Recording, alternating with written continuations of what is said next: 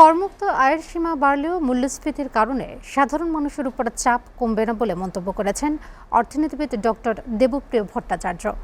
ঢাকার মহাখালীতে এসডিজি বাস্তবায়নে নাগরিক প্ল্যাটফর্ম আয়োজিত বাজেটে আলোচনায় এ মন্তব্য করেন তিনি। অনুষ্ঠানে প্রতি ৩ মাস অন্তর সংসদের বাজেট বাস্তবায়নের অগ্রগতি নিয়ে অর্থমন্ত্রীকে হালনাগাদ বিবৃতি দেওয়ার আহ্বান জানায় নাগরিক প্ল্যাটফর্ম। আরাফাত হোসেনের প্রতিবেদন।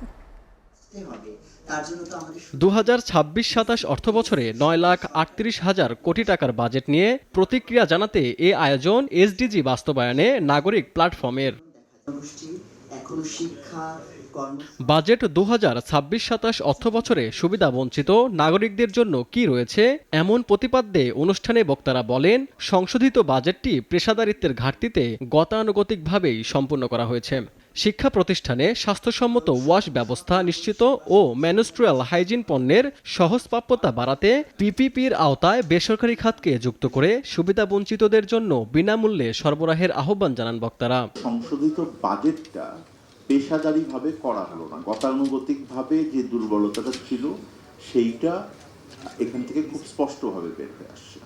বিশেষ করে মেনস্ট্রুয়াল হাইজিন ম্যানেজমেন্টে অনেকগুলো স্কুলে আছে কিন্তু গ্রামে গঞ্জে নেই। দ্বিতীয়, পয়সা দিয়ে কিনতে হয়। সেইখানে সরকারের পিপিপি নীতিমালার আওতায় প্রাইভেট সেক্টরকে নিয়ে আসা যায় না যে ভেন্ডিং মেশিনে এই যে হাইজিন কিটসগুলো তারা ফ্রি দেবেন।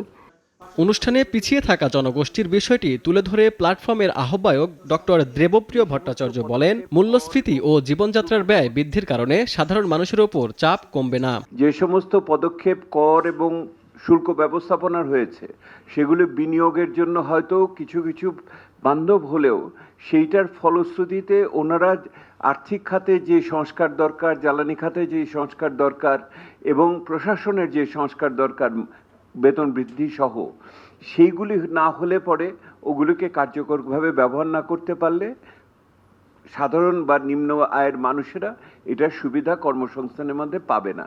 বাজেট পর্যালোচনায় সাধারণ মানুষের দৈনন্দিন জীবনের প্রভাব তুলে ধরতে নির্ভরযোগ্য তথ্য ও কার্যকর প্রক্রিয়া জরুরি বলে মত দেন তিনি। বাজেটে যাই থাকুক না কেন, ভালো মন্দ উদ্ধার করতে হলে তাহলে জবাবদিহিতাতে যেতে হবে।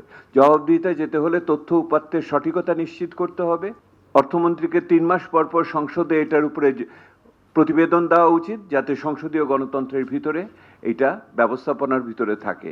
রিয়েল টাইম তথ্য ও উপাত্ত জনসাধারণের জন্য উন্মুক্ত করার দাবি জানিয়ে পিছিয়ে থাকা জনগোষ্ঠীর স্বার্থ সুরক্ষায় একটি সংসদীয় কক্কাস গঠনের উদ্যোগের কথাও জানান নাগরিক প্ল্যাটফর্ম।